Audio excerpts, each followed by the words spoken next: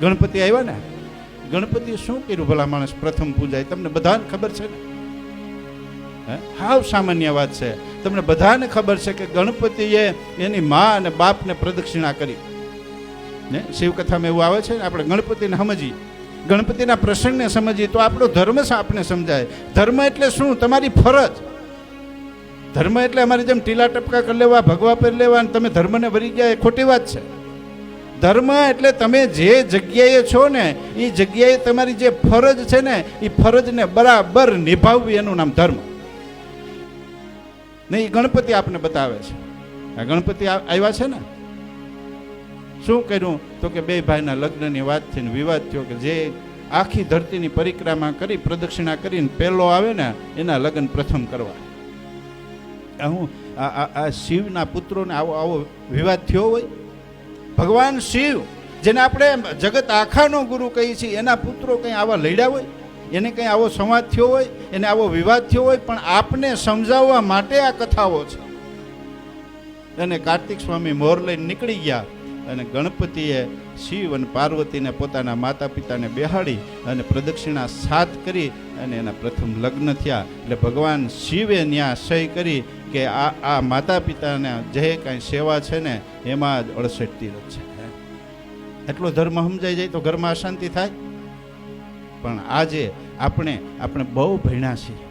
મા બાપે આપણે બહુ ભણાવ્યા, બહુ સંસ્કારો આપ્યા, બહુ ધર્મ સમજાવ્યો, અને પછી એ બધાને આપણા વિચારોથી આપણે કાંઈક ઉલટે રસ્તે લઈ અને પછી આપણે ધાર્મિક થવા નીકળી ગયા. અને પછી મા બાપની અવગણના કરી, માતા પિતાની અવગણના કરી કે અમે તો બહુ ધર્મને વૈર્યા છીએ, તમે વેવલા છો, તમને કાંઈ ખબર નથી પડતી, તમે જૂનું પકડીને બેઠા છો. માં શાંતિ નહીં મળે, સંપત્તિ મળશે, કદાચ પ્રશંસા મળશે. એટલે કીધું કંચન અને કીર્તિનો ત્યાગ કરી એના મોહનો, તમારો જે અંદરનો મોહ છે, તમારી જે કીર્તિ છે, તમારો જે કંચન છે એટલે સંપત્તિ છે, આ બધાને એક બાજુ મૂકી ફક્ત ને ફક્ત ભગવાનની ખુશી માટે, ભગવાનની કૃપા માટે જે કીર્તન કરે ને એ કીર્તન ભક્તિ મહાન છે. ગણપતિ આપણે કહે છે કે તમારી ફરજ શું છે? માતા પિતાની પ્રદક્ષિણા કરી છે ને મા બાપે હોંશે એના લગ્ન કર્યા છે. પછી બીજા ઓલા ભાઈ ફરીને આખી દુનિયા ફરીને આવ્યા હતા, તો અહીં બાળકો રમતા હતા ગણપતિના. ત્યાં તો ગણપતિના બાળકો રમતા હતા. અને કાર્તિક સ્વામી રિસાય અને ભજનમાં લાગી ગયા છે. જો રિસાય બીજું કાંઈ નથી કર્યું. અત્યારના યુવાનો મા બાપ કાંઈક પરમિશન ન આપે ને એટલે બીજે રસ્તે જાય છે. કોઈક હળગે છે ને, કોઈક દવા પી છે ને, કોઈક આમ કરે છે ને, કોઈક કાંઈ કરે છે ને. અને મા બાપો આવા ડિપ્રેશનમાં છે. બાળકને અત્યારે યુવાનને કાંઈ કહેવાય નહીં, કાંઈક બીજું પગલું ભરી લે તો આ ક્યાંનો ધર્મ છે? જે માતા પિતાએ લાડકોટથી તમને મોટા કર્યા એ તમારા હિસાબે ડિપ્રેશનમાં રહીએ અને તમે કહો છો કે અમે ધાર્મિક છીએ. સમાજ અત્યારે આવો થઈ ગયો છે. બાળકો એટલા બધા વિચિત્ર થઈ ગયા છે કે એને સમજવા બહુ મુસીબત છે. અને છતાંય માતા પિતા બાળકના કલ્યાણ માટે સારી સ્કૂલોમાં એડમિશન લે છે, સારી જગ્યાએ ભણાવવા મોકલે છે. પણ એને એમ નથી કહેતો કે બેટા એકવાર રામાયણ વાંચજે. મા બાપની ભૂલ છે.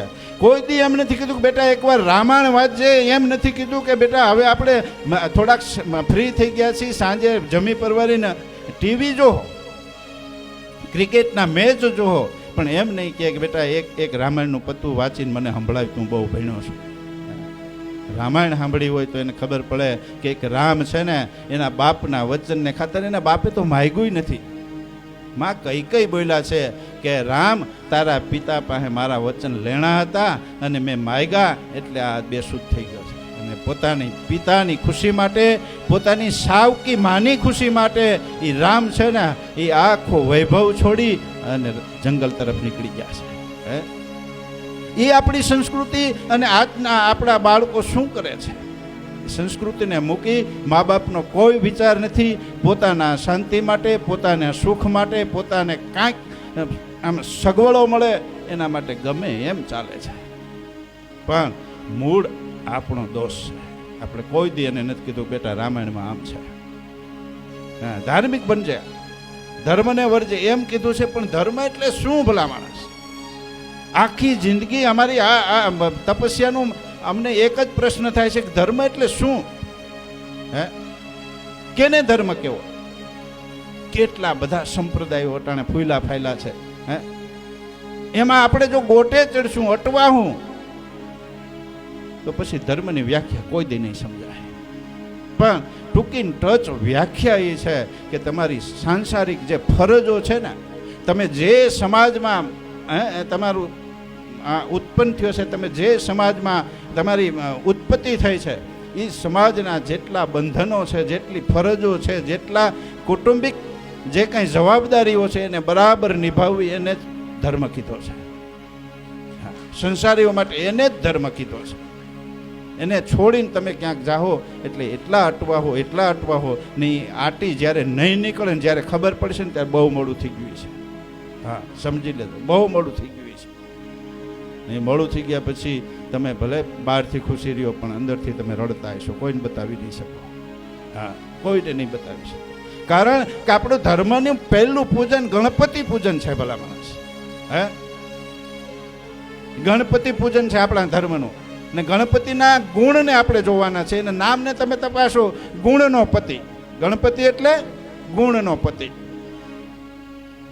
તમારામાંથી ગુણ નીકળી જાય, અવગુણોના ભંડાર થઈ જાઓ, જેના તેના અપમાન કરતા શીખી જાઓ, વડીલોના અપમાન કરતા શીખી જાઓ, અને પછી એમ કહો કે અમે તો ધર્મને વરેલા છે. ભલા માણસ, ધર્મમાં એમ કીધું છે, આપણા સંતોએ એમ કીધું છે, આપણા શાસ્ત્રોએ એમ કીધું છે કે કોઈ પણ સારું કાર્ય કે નબળું કાર્ય કરો ને, પહેલાં ગણપતિને બેહાડો.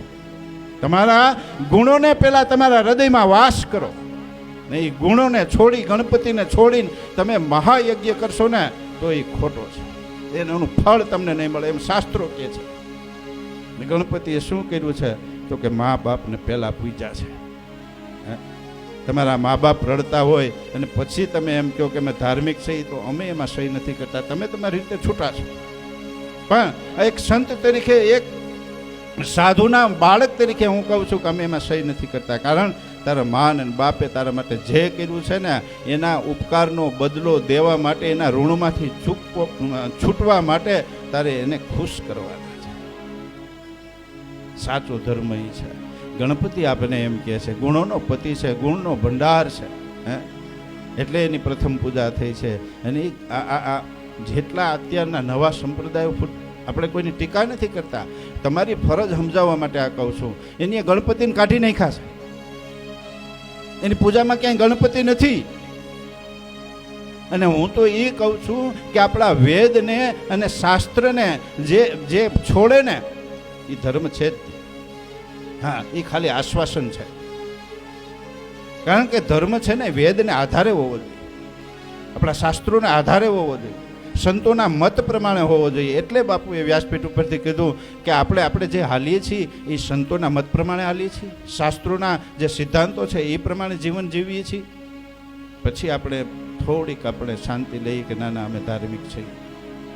જ્યાં સુધી માન બાપ ખૂણામાં બેહીને રડે ને ત્યાં સુધી તમે ધાર્મિક કેવડાવવાને લાયક નથી.